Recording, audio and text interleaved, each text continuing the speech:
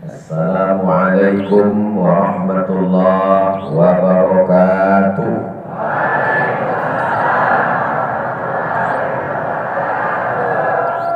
Alhamdulillahilladzi ahyana ba'dama amatana wa ilaihin nusyur. Kenapa kita puji Allah Subhanahu wa taala? Yumsikur ruh. Orang meninggal, orang hidup, ruhnya sama-sama dalam genggaman kudrat iradat kuasa Allah Subhanahu wa taala. Bedanya, orang yang meninggal ruhnya digenggam Allah, sedangkan orang yang masih hidup yursilu, dikirim Allah masuk lagi ke dalam badannya, lalu terbuka matanya. Dia katakan alhamdulillahilladzi ahyana, segala puji bagi Allah yang sudah menghidupkan saya, ba'dama amatana, yang sebelumnya saya mati. Jadi sebelum ini tadi kita semuanya mati, dan sekarang alhamdulillah sekarang hidup, dan tak lama lagi mati lagi. Kalau hanya tidur pagi. Tadi Ustaz Muhammad antara hidup dan mati. Waktu duduk tadi agak mengantuk. Alhamdulillah, semangat. Mudah-mudahan kita selalu diberikan istiqomah dan husnul khatimah. Berselawat kepada Nabi Muhammad SAW dengan ucapan Allahumma salli ala Sayyidina Muhammad wa ala alihi wa sahbihi wa barik wa sallim. Yang sama-sama kita hormati para habaib, para alim, para ulama. Hadir bersama kita Bapak Bupati Barito Kuala, betul. Yang satu lagi Bapak Bupati Barito Utara. Nah, itu mirip-mirip dia di kepala. Penasehat sahabat UAS Kalimantan. Yang tidak dapat saya sebutkan namanya, mohon maaf, beribu maaf, bukan berarti tidak hormat, tapi karena tidak ingat. Hadirin hadirat, muslimin muslimat, mukminin mukminat yang belum kawin dan belum sunat, semuanya insya Allah dimuliakan Allah Subhanahu wa taala. Amin ya rabbal alamin. Tema kita subuh ini tabligh akbar Masjid Darul Ihsan, meneladani akhlak Rasulullah sallallahu alaihi wasallam. Ada etika, ada moral, ada akhlak. Jadi banyak sekarang orang kita mau kita ikuti etika Nabi Muhammad. Etika moral itu bahasa Inggris. Kalau akhlak itu bahasa Arab.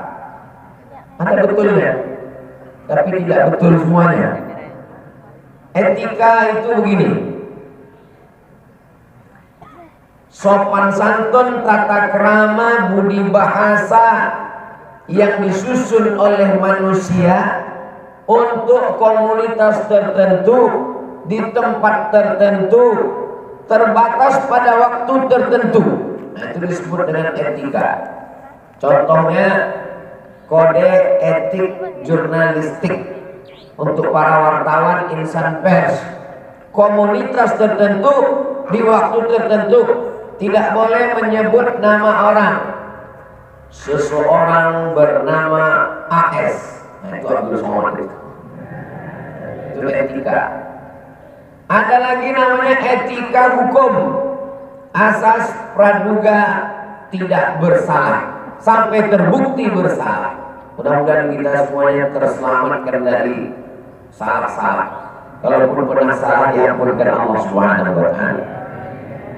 Kita naik pesawat, sampai di airport, masuk ke pintu pesawat, orangnya ramah sekali, baik. Mau nanya minum apa, kita jawab teh. Teh manis apa tidak manis, kita jawab manis. Manis gula apa manis madu, manis sekali, kita jawab manis buah. Mau panas apa dingin, kita jawab Banyak sekali pertanyaannya sampai kita lupa jadi atau tidak. Sampai pada akhirnya ikat pinggang kita diingatkan jangan lupa pakai, diingatkan lagi toiletnya di sini, diingatkan lagi nanti kalau terjadi kebakaran meledak ini naik, jangan sampai ini turun oksigennya, ini maskernya, nanti pokoknya ramahnya luar biasa, baiknya bukan main. Tapi begitu pesawat sudah mendarat di airport, dia tidak lagi melihat kita seperti tidak kenal sama sekali. Itu namanya etika. Tapi kalau akhlak bukan kesepakatan manusia, bukan buatan manusia. Kalau akhlak itu tidak terbatas, bukan komunitas. Akhlak datang dari Allah Subhanahu wa Ta'ala.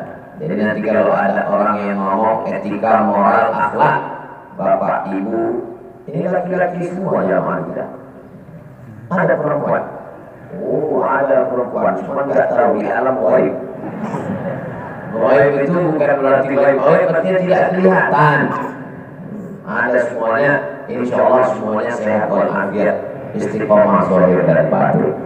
Bapak Ibu yang dimuliakan Allah Subhanahu wa Ta'ala, bagaimana akhlak Nabi Muhammad sallallahu alaihi wasallam ketika dia sampai ke Taif? Orang Taif tidak menyambutnya dengan talahal badru alaina. Orang Taif tidak menyambutnya dengan marhaban ya nural aini. Orang Taif tidak menyambutnya dengan marhaban ya jaddal husaini. Mereka melemparnya dengan batu, dengan kayu, dengan tulang onta. Berdarah kakinya, basah terompah kayunya. Lalu kemudian datang malaikat Jibril, wahai Muhammad sallallahu alaihi wasallam, seandainya darah kakimu itu jatuh ke tanah, aku ratakan semuanya. Orang Taif itu hancur lebur, mati semuanya. Apa yang dilakukan Nabi Muhammad sallallahu alaihi wasallam? Nabi mengusap kakinya yang berdarah basah itu supaya jangan menetes ke tanah. Takut dia kalau menetes di tanah diratakan Jibril semua kampung orang Taif. Itu akhlak. Seandainya saya lah yang ditawari Jibril, wahai Abdul Somad, kalau sampai tapak kakimu itu berdarah dan menetes ke tanah, mati semua orang yang mengejekmu di medsos itu. Langsung saya injakkan kaki itu ke tanah. Mati kan mereka semua. Itulah maka tidak ada nabi namanya Nabi Abdul Somad. Itu akhlak. Orang biasanya kalau sedang baik-baik saja berakhlak. Orang kalau senang kenyang berakhlak. Banyak orang ketika di Indonesia berakhlak, sopan, baik. Pas naik pesawat masih sopan, baik. Sampai di Madinah masih sopan, baik. Sampai di hotel mulai mengamuk. Mana kunci kamar? Hilang semua. Sabar Pak. Enggak ada sabar-sabar. Orang biasanya kalau sudah tertekan, akhlaknya hilang. Tapi Nabi Muhammad sallallahu alaihi wasallam, mudah-mudahan kita diberikan ketulusan, keikhlasan akhlak. Ini tema subuh ini berat ini. Biasanya yang ceramah yang diuji duluan. Saya heran. Biasanya kalau tausiah saya jamaah melihat saya. Kenapa jamaah yang di halaman ini nggak ada lihat kemari? Setelah saya intip dari jendela, rupanya ada layar. Nah, ini saya kurang berakhlak juga ini. Menuduh jamaah suuzan. Padahal ini yang ceramah ini kurang berakhlak. Itu Ustaz Somad judulnya akhlak. Dia sendiri tidak berakhlak, membelakangi orang-orang yang lebih tua, tokoh masyarakat. Saya kan sudah pamit duluan tadi. Tangan saya sudah saya angkat. Saya angkat. Dan semuanya setuju. Maka saya berani menghadap ke sana. Ustaz Somad nggak sopan.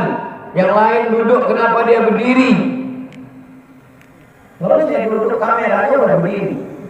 Jadi saya ini ikuti kameranya. Kenapa Ustaz jawab sendiri ini semua? Ini perlu saya jelaskan supaya jangan ada dusta di antara kita. Sallu ala Nabi. Allahumma salli ala Sayyidina Muhammad wa ala ali Sayyidina Muhammad. Masjid Darul Ihsan ini Masya Allah tabarakallah. Melihat pintunya aja kita sudah membayangkan Masjid Nabawi.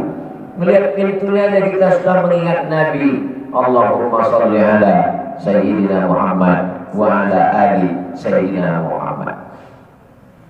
Datang malakul jibal, malaikat jibal, bukit-bukit. Rupanya bukit-bukit itu ada malaikat yang menjaganya. Lalu kemudian malakul jibal menawarkan kepada Nabi Muhammad sallallahu alaihi wasallam, "Ya Muhammad, tunjukkan mana bukit yang paling besar di Makkah. Akan kucabut, kutimpakan ke orang Taif, rata mereka semua dengan tanah." Bukit yang besar satu namanya Jabal Abi Qubais. Di belakang, kalau kita berdiri di atas bukit Sofa, bukit Marwah menghadap ke Ka'bah, di belakang kita persis itu Jabal Abi Qubais. Jamaah pun sampai di Makkah, naik ke atas bukit Sofa menghadap ke Ka'bah. Kata Ustaz Somad, di belakang ada Jabal Abi Qubais. Kok nggak ada? Sudah dipotong sama Raja Saudi Arabia, dijadikan hotel di atas. Itulah dia hotel Raja Fahd. Dulu itu Jabal Abi Qubais. Satu lagi Jabal Qu'aiqi'an di Makkah juga. Kata malaikat penjaga bukit-bukit, kucabut Jabal Abi Qubais, kucabut Jabal Qu'aiqi'an, kutimpakan ke orang Taif, rata mereka semua dengan tanah. Apa kata Nabi SAW? Asallah an yukhrij min aslabihim man ya'budullaha wa la yushrika bihi syai'a. Ya Allah, jadikan anak cucu mereka orang Taif, orang yang menyembah Allah dan tidak mempersekutukan Allah dengan sesuatu apapun. Andai salah saya ditawari malaikat menjaga bukit, wahai Abdul Somad, tunjukkan bukit-bukit yang besar, akan kucabut, kutimpakan ke mereka yang mengejekmu. Langsung saya sebutkan nama: Gunung Bromo, Gunung Kidul, Gunung Merapi, Gunung Kelut, gunung segala gunung. Nah, timpakan ke mereka, matikan semua. Nabi Muhammad SAW, Masya Allah, tabarakallah, dapat kita akhlaknya sebesar ujung kelingking saja sudah menjadi orang yang amat sangat baik. Mudah-mudahan kita diberikan akhlak Rasulullah Sallallahu Alaihi Wasallam. Makanya Allah memuji Nabi itu bukan ibadahnya. Tidak ada Allah memuji wahai Muhammad ibadahmu, wahai Muhammad tahajudmu. Ada? Carilah ayat dalam Al-Quran. Tidak ada. Tapi apa bunyi ayat untuk Nabi Muhammad? Wa innaka la'ala khuluqin azim. Akhlakmu yang luar biasa.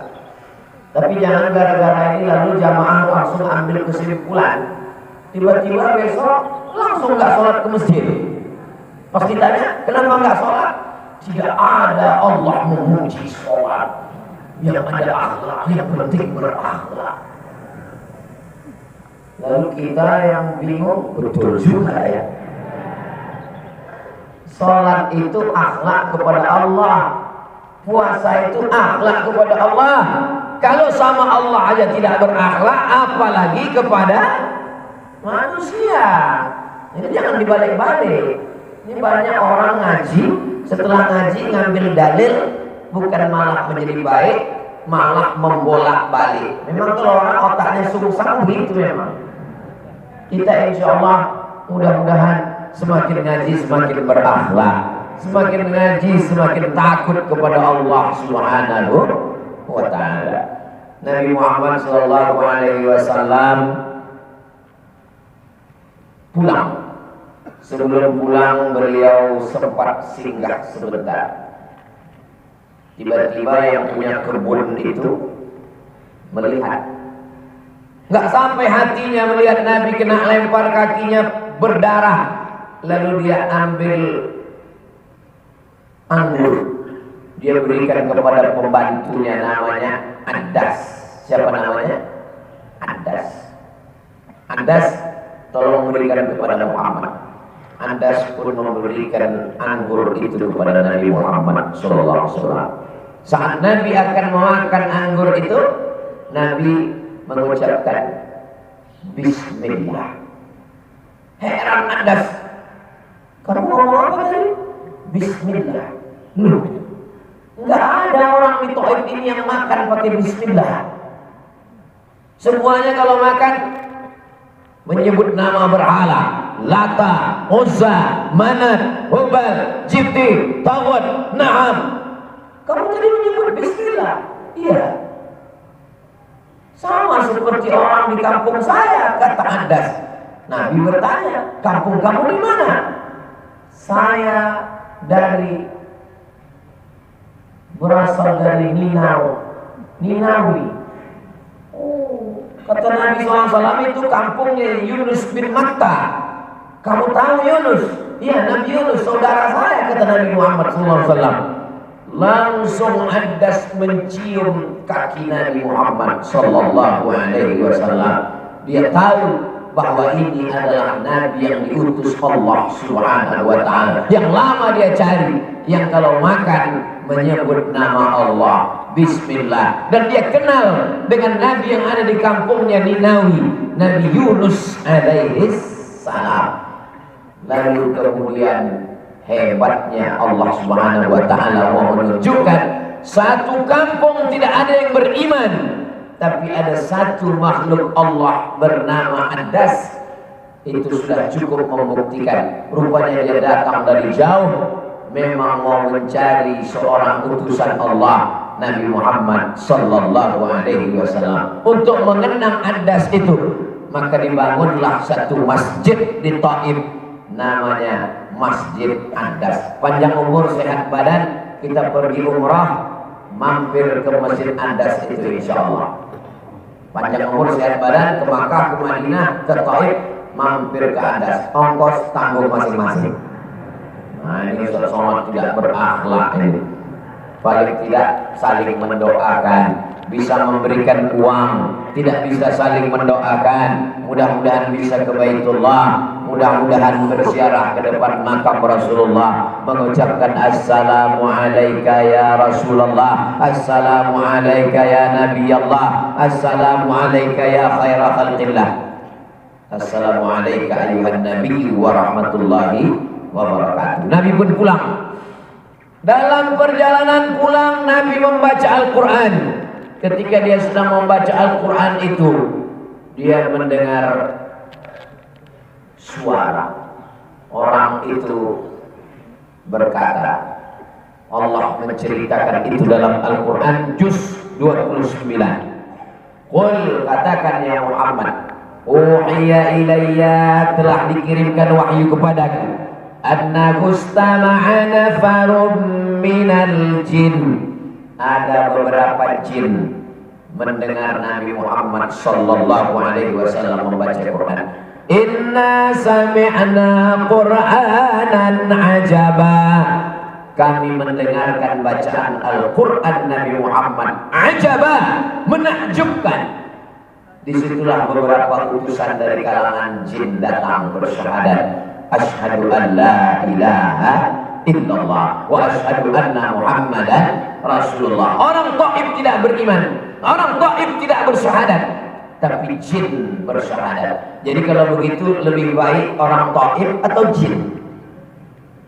Bingung jamaah. Daripada dijawab salah, bagus diam. Ternyata dari kalangan jin itu terbagi dua.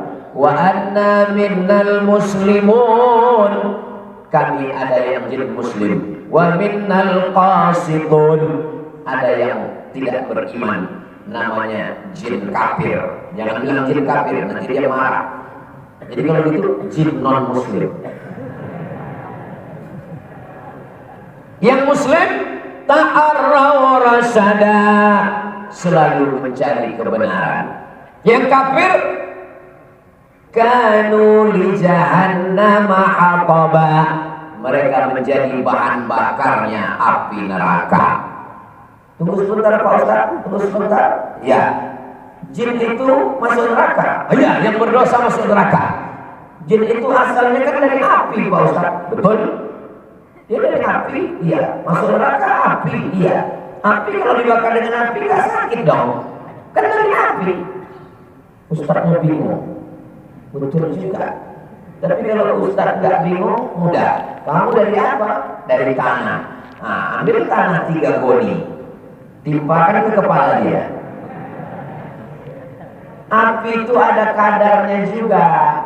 Kadar yang paling panas, hidupkan dia beribu tahun, berubah api yang merah menjadi hitam, legam, amat sangat panas.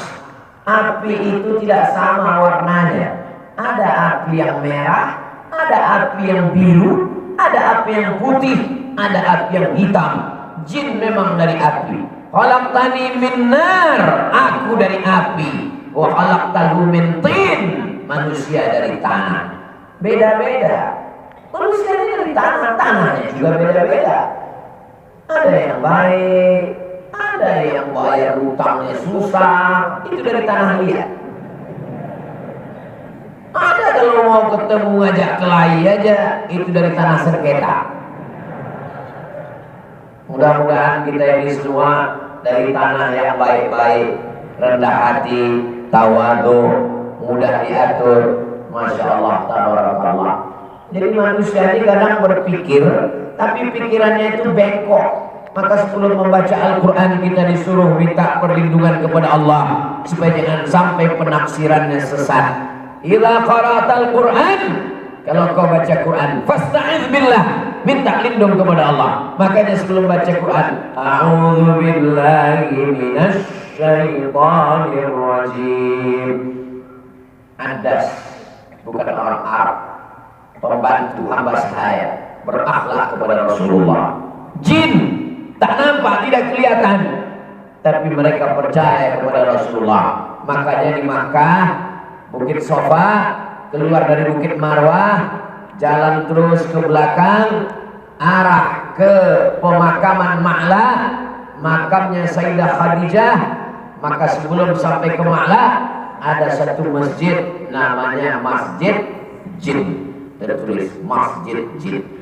Zaman dulu jamaah haji itu kalau pergi pertanyaannya begitu, Ustaz, di mana Masjid Jin? Ustaz, di mana Masjid Kucing? Ustaz, di mana pemakaman Ma'la? Yang sekarang enggak. Ustaz, mau tempat belanja di mana ya? Pasar sengnya hilang, pasarnya makin banyak. Jamaah yang dimuliakan Allah Subhanahu wa taala, akhlak Rasulullah sallallahu alaihi wasallam. Nabi diundang oleh orang Yahudi. Khaybar nama kampungnya. Sampai di Khaybar mereka bertanya, apa makanan kesukaanmu ya Muhammad sallallahu alaihi wasallam? Nabi sebutkan makanan kesukaannya kaki kambing bagian depan. Itu kan tangan kambing, kambing gak punya tangan. Kaki kambing bagian depan, itu daging yang paling enak, wangi, lembut, kesukaan Nabi SAW.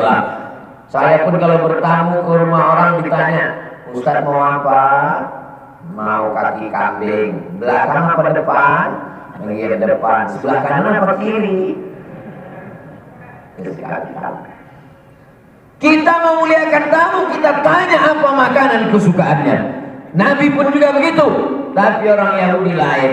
Rupanya di bagian kaki kambing bagian depan itu dia tanam racun sebanyak-banyaknya. Karena dia mau membunuh Nabi Muhammad SAW.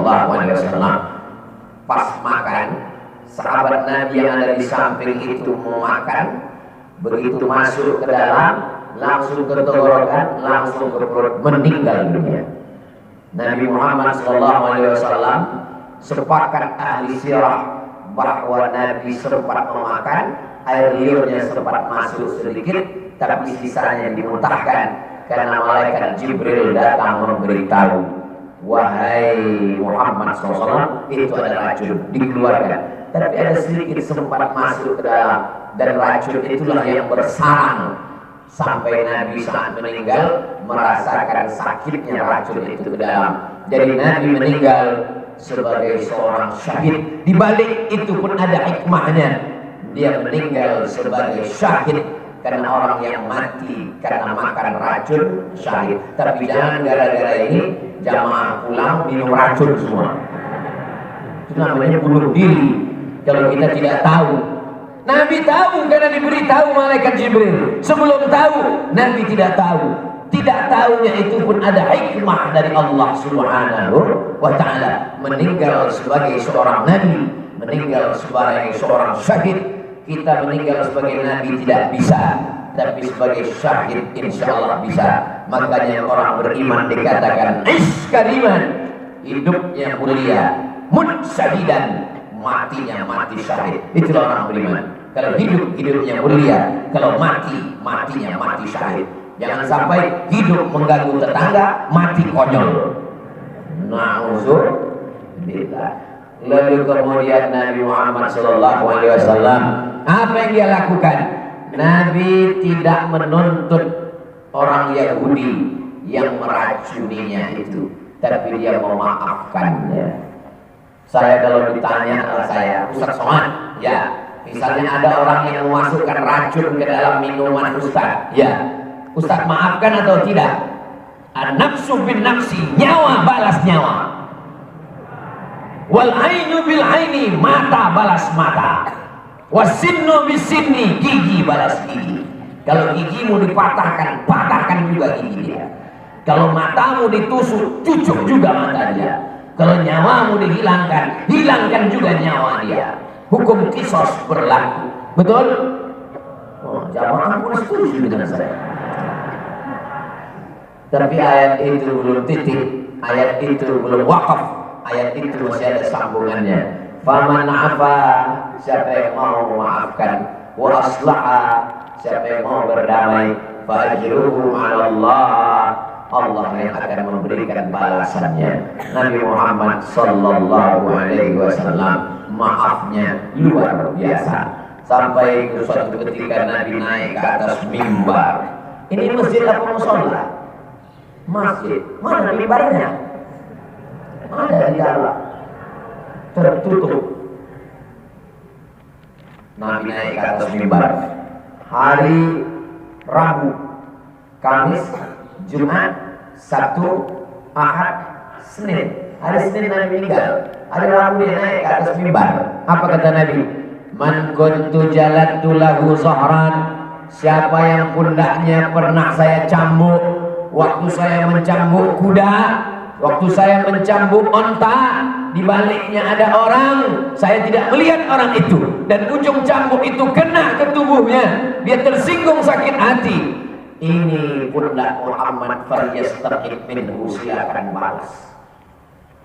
Sahabat semuanya menunduk, meneteskan air mata, karena mereka tahu Nabi minta maaf, Nabi tak lama lagi akan meninggal.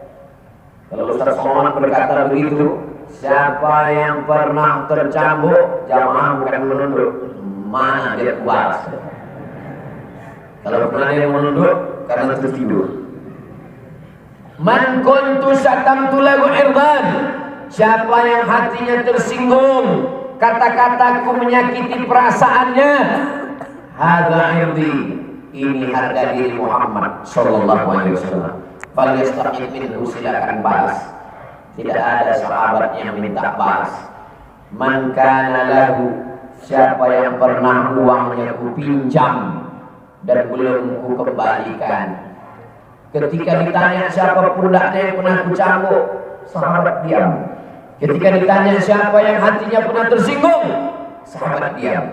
Ketika ditanya siapa yang uangnya pernah ku pakai, langsung sahabat ngaku, saya ya Rasulullah. Ini menunjukkan hati sakit bisa termaafkan, kulit sakit bisa dimaafkan, tapi masalah uang berat. Apa kata dia? Innalaka alayya salasata rahim, engkau punya utang 3 dirham. 1 dirham 3 gram, 1 gram 70.000. Berapakah utang sahabat itu? ujian CPNS.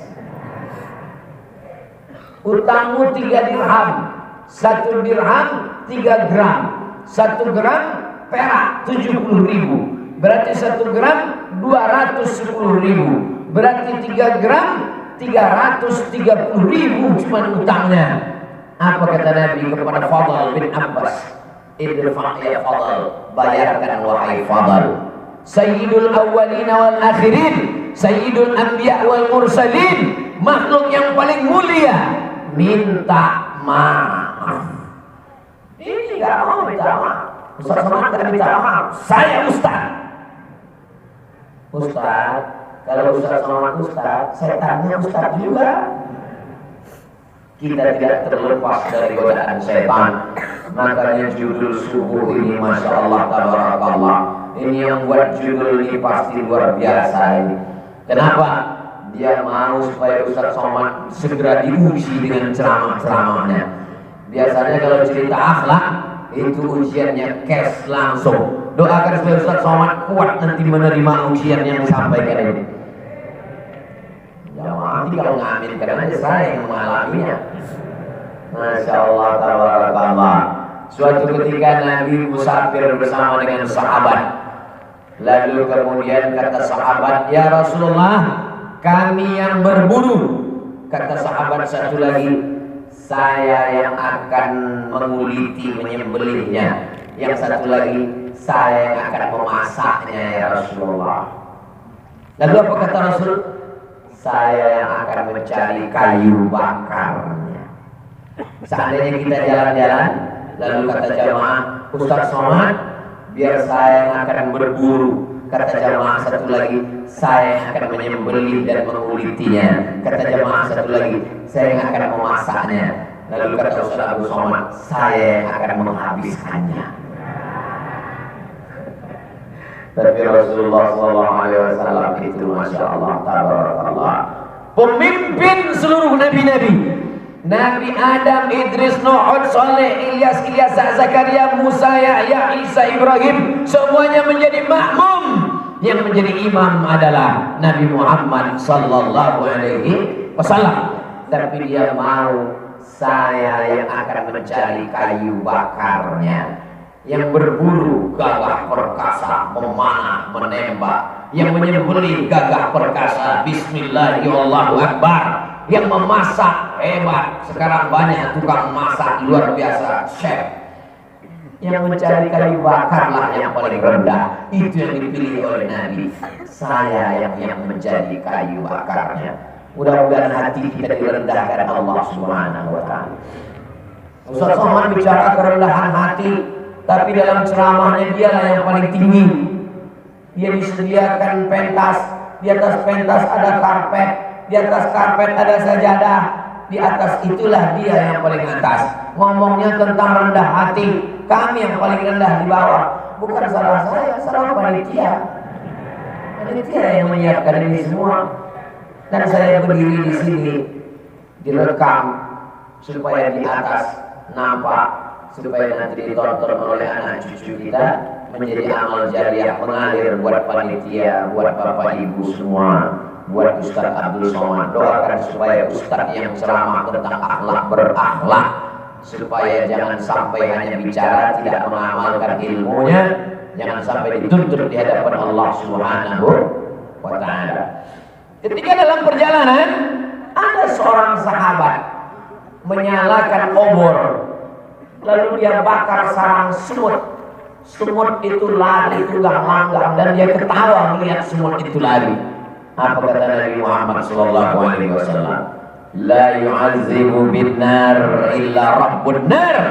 Tidak boleh menyakiti hewan dengan api kecuali Allah yang memiliki api. Apa maknanya? Akhlak Nabi. Nggak boleh mengganggu sarang semut. Bukan di rumah, bukan di masjid. Dalam perjalanan, semutnya tidak mengganggu orang.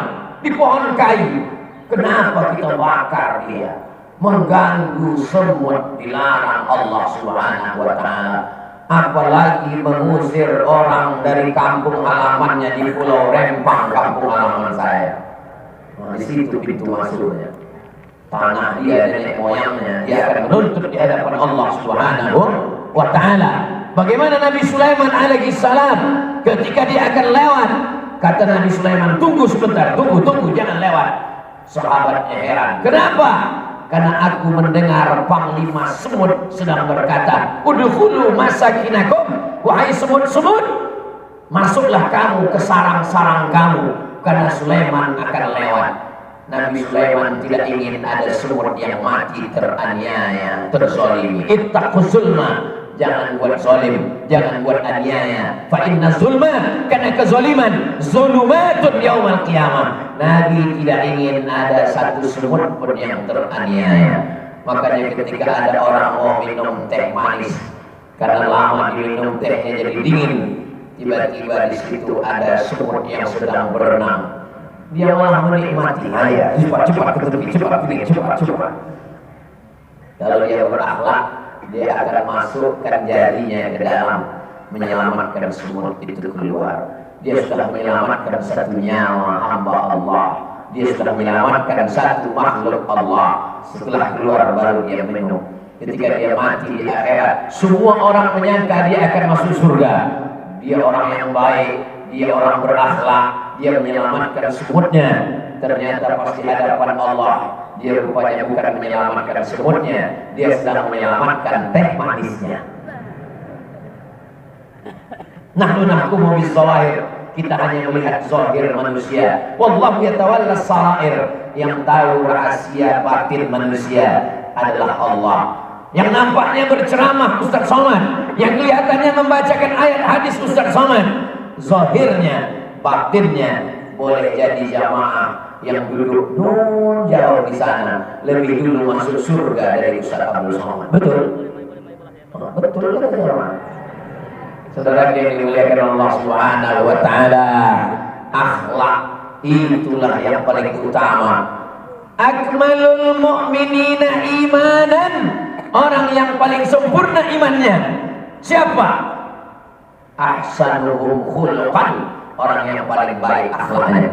Maka jangan terjebak pada ibadah, jangan terjebak pada sholat, jangan terjebak pada puasa sunnah, jangan terjebak pada haji dan umrah. Tapi lihat makna dalam ibadah itu. Sholat sunat, sholat qabliyah, sholat ba'diyah, sholat subuh, sholat isya, sholat tahajud, sholat witir, sholat du'a, sholat isyraq, sholat awabin, sholat hajat, sholat tasbih. Apa makna sholat? Akhlak. Inna sholata tanha 'anil fahsya wal munkar. Itu sholat. Puasa sunat, puasa Ramadan, puasa wajib, puasa qadha, puasa ayyamul baid, 13, 14, 15, puasa 6 hari di bulan Syawal, puasa. Apa makna puasa? Ya ayyuhalladzina amanu kutiba alaikumus syiyam kama kutiba alal ladzina min qablikum la'allakum takut kepada Allah. Akhlak. Haji, tawaf, sa'i, keliling Ka'bah, Safa Marwah, melontar jumrah, wukuf di padang Arafah. Apa hikmah di balik haji? Akhlak. Fala rafasa, jangan nakal secara seksual, wala fusuqa, jangan nakal non seksual, wala jidal, lidah jangan kasar caci maki sumpah serapah. Ibadah itu substansinya adalah akhlak. Tapi yang dibalik, nanti selesai dengar ceramah Ustaz Somad, enggak sholat, enggak puasa, enggak haji, enggak umrah. Pas ditanya, kamu enggak sholat, kamu enggak puasa, kamu enggak haji. Yang penting akhlak. Untuk apa sholat puasa kalau enggak berakhlak? Itu kata Ustaz Abdul Somad. Saya lagi yang kena. Kita tetap sholat, kita tetap puasa, kita tetap haji dan umrah, tapi menjaga akhlakul karimah. Seorang beribu maaf. Seorang WTS, wanita tunasusila, perempuan nakal, tidak layak disebut di masjid. Tapi karena memang bunyi hadisnya, baghiyun min baghaya Bani Israel, perempuan nakal dari kalangan Bani Israel, haus sampai dia ketemu sumur, lalu dia masukkan sepatunya ke dalam mengambil air. Dia berikan kepada seekor anjing. Ghafarallahu laha, Allah mengampunkan dosa-dosanya. Perempuannya kotor, tempat air minum sepatunya kotor, binatang yang dikasih minum seekor anjing kotor, tiga-tiganya kotor. Allah mengampuninya. Sahabatnya yang mendengar hadis itu langsung bertanya, ya Rasulullah, ya, apakah perbuatan kita kepada hewan juga ada pahalanya? Apa jawab Nabi? Fi kulli kabidin ratbin sadaqah. Perbuatan baik pada setiap hati yang basah terhitung sebagai sedekah. Kalau ada orang berbuat baik kepada makhluk, hatinya basah, seekor anjing pun makhluk ciptaan Allah, maka terhitung sebagai perbuatan baik sedekah. Tapi jangan gara-gara ceramah ini pulang dari masjid semuanya ke toko jual anjing, beli anjing. Ini ceritanya kan tentang Bani Israel. Teman saya, sahabat saya yang baik, punya rumah makan, selalu memberikan makanan kepada fakir miskin. Karena sedang terjadi huru hara, ini saudara kita tidak bisa pergi ke laut, tidak ada duit. Mereka bukan orang kaya yang punya tabungan. Mereka orang cari pagi makan petang, tangkap ikan jual baru bisa makan. Berhari-hari karena heboh mempertahankan rumah kampungnya, tidak bisa pergi ke laut. Akhirnya tidak makan. Datang sahabat saya ini, dibuatkan nasi bungkus. Dia memang selalu kasih makan fakir miskin. Diberikannya makanan ke saudara yang sedang tidak bisa makan di Pulau Rempang. Diperiksa sampai tengah malam, hampir ditangkap. Nggak tahu udah kena tangkap atau belum, saya belum mengikuti beritanya. Hanya karena memberikan makan. Susah ya mau buat baik zaman sekarang ini. Ya Allah, tolong saudara-saudaraku, saudara-saudara kami, saudara kita semua. Kita tidak bisa mengadu kepada siapapun kecuali hanya kepada Allah Subhanahu wa Ta'ala. Doakan supaya orang yang punya kekuasaan terbuka pintu hatinya, insya Allah. Mereka hanya minta tanah rumahnya, hanya minta kampungnya. Masalah yang lain itu adalah urusan negara. Tapi di kampung kami, nenek moyang kami, Allahumma hdi qaumana, berikan hidayah kepada orang yang belum dapat hidayah, ya Allah. Kami bukan tentara yang bersenjata, bukan separatis, bukan pelawan, bukan zaman Belanda. Kita adalah zaman merdeka. Negeri ini merdeka atas jasa para pahlawan, atas berkat rahmat Allah Subhanahu wa Ta'ala, akhlak Rasulullah Sallallahu Alaihi Wasallam. Nabi ketika melihat ada orang membawa seekor kambing, dia banting kambing itu ke tanah, lalu dia asah pisau di depan mata kambing. Di depan mata kambing itu dia asah pisau. Nabi melihat itu apa kata Nabi? Nabi marah. Nabi itu orangnya lembut, tapi saat melihat itu Nabi marah. Apa kata Nabi? Aturidu antumitaha mau ta'atin. Kamu mau buat kambing itu mati berkali-kali. Tidak boleh mengasah pisau di depan mata kambing. Makanya kalau hari raya kurban, ngasah pisaunya jauh. Kalaupun mau diasah di situ, telinga kambing itu kan panjang, tutup ke matanya. Atau cari kain, tutup. Tidak boleh diasah. Ini menteror kambing. Menteror kambing aja nggak boleh, apalagi menteror kaum muslimin. Menteror kambing aja nggak boleh, apalagi ibu yang ada di sana menteror suami. Awas kalau macam-macam. Nabi Sallallahu Alaihi Wasallam melarang memotong kambing dengan tulang iga. Ambil tulang iga, potong leher ayam, nggak boleh. Apa kata Nabi SAW? Idza dzabhtum fa ahsinu dzabhah. Kalau menyembelih, sembelihlah dengan baik. Bagaimana cara menyembelih dengan baik? Falyu'idda syafratahu, tajamkan pisaunya di belakang. Wal yu'idda syafratahu, tajamkan goloknya di belakang. Wal yurih zabihatahu, buatlah dia mati dengan tenang. Jangan mentang-mentang ayam suka masuk ke rumah, awas kau ayam, sampai masanya nanti tengok dipotong pakai pisau tumpul. Nggak boleh. Hari raya kurban, saya dikirimi video, ada bapak-bapak motong kambing hari raya kurban pakai pisau dapur, nggak mati-mati. Saya ngelihatnya emosi, saya matikan handphone. Kalau terus saya tonton saya banting itu.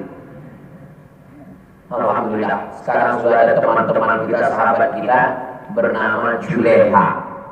Itu perempuan Ustaz. Juleha artinya juru sembelih halal. Membuat pelatihan potong, yang dipotong bagi yang belum punya keberanian batang pisang, bagian dalam yang lembut. Bismillahirrahmanirrahim. Waktu teori mata. Begitu sampai di depan sapi, melihat mata sapi pucat. Siapa itu? Ustaz Somad. Itu kan ada video Ustaz Somad lagi motong. Itu 3 tahun yang lalu, Idul Adha. Setelah pelatihan diminta Ustaz motong. Gak mungkin saya bilang gak berani, hilanglah harga diri saya kan. Ayo mari kita potong. Bismillahirrahmanirrahim. Melihat darah untuk gak bisa. Kalau gak punya keberanian jangan sampai sapinya gak apa-apa yang motong dibawa pakai ambulan. Bapak Ibu yang dimuliakan Allah Subhanahu wa taala, sampai kepada binatang pun ada akhlaknya. Maka benar sekali sadaqallah. Apa kata Allah? Laqad kana lakum fi Rasulillah uswatun hasanah. Suatu ketika Nabi sedang duduk dengan sahabat, tiba-tiba Nabi membuka sorbannya, membentangnya di atas pasir. Sahabat heran. Raja siapa yang akan datang? Pejabat mana yang mau datang? Orang kaya mana yang mau datang? Sehingga Nabi menyiapkan tempat duduk. Sorbannya dia bentang di atas pasir. Tak lama datang seorang perempuan duduk di atas itu. Duduk di atas kata Nabi. Namanya Syaimah. Siapa namanya? Syaimah. Sahabat heran. Siapa ini? Ini saudariku. Nabi anak tunggal laki-laki, tak punya saudara. Ini saudariku. Sahabat heran. Saudari dari mana? Saudari satu susuan. Karena sama-sama menyusu itu bisa menjadi saudara dengan syarat 5 kali kenyang. Jadi kalau bapak punya istri, istrinya menyusukan anak, ada anak tetangga disusukan juga 5 kali kenyang, maka anak bapak dengan anak tetangga itu bersaudara, tidak boleh menikah. Maka hati-hati. Ini ada jamaah kita kerja di rumah sakit, orangnya baik. Di rumah sakit banyak ibu-ibu habis melahirkan, ada yang air susunya banyak, ada yang tidak. Dia tidak sampai hati. Akhirnya dia ambil air susu banyak, dia bagikan kepada semua bayi-bayi. Suaminya lapor ke saya. Saya bilang ini istrinya baik, tapi tidak belajar ilmu. Ini satu rumah sakit itu lah saudara kandung gara-gara ini. Saudara satu susuan nanti menikah bahaya. Bilang tuh Ustaz kasih tahu. Kalau memang dikasih, kasih tahu. Itu anakmu sudah menyusu dengan ibu fulan, maka mereka menjadi bersaudara, tidak boleh menikah karena bersaudara satu susuan. Tapi jangan minta warisan. Ini banyak juga salah paham. Bapak meninggal, iya. Saya dapat. Saya kan dulu nyusu. Itu sekedar susuan, warisan enggak. Tapi yang dimuliakan Allah Subhanahu wa taala. Saya sudah berdiri 60 menit. Siapa yang bisa bercerita tentang akhlak Nabi Muhammad selama 63 tahun dalam 60 menit? Bahasa Arabnya mustahil. Makanya menjelang bulan ini sekarang akhir Safar, kita akan masuk bulan Rabiul Awal. Dimanapun ada acara maulid, dimanapun ada pembacaan habsi, dimanapun ada pembacaan Simtud Durar, Adhiyaul Lami, Al-Barzanji, Maulid Nabi datang untuk apa? Mengenal akhlak Rasulullah sallallahu alaihi wasallam. Di akhir majelis yang penuh dengan keberkahan diisi oleh orang-orang soleh, setelah sholat subuh berjamaah, mari kita sama berdoa kepada Allah. Mudah-mudahan kita berakhlak, anak cucu kita berakhlak, pejabat-pejabat kita berakhlak, orang-orang kaya kita berakhlak. Ala hazihi niyah wa kulli niyatin shalihah. Al-Fatihah.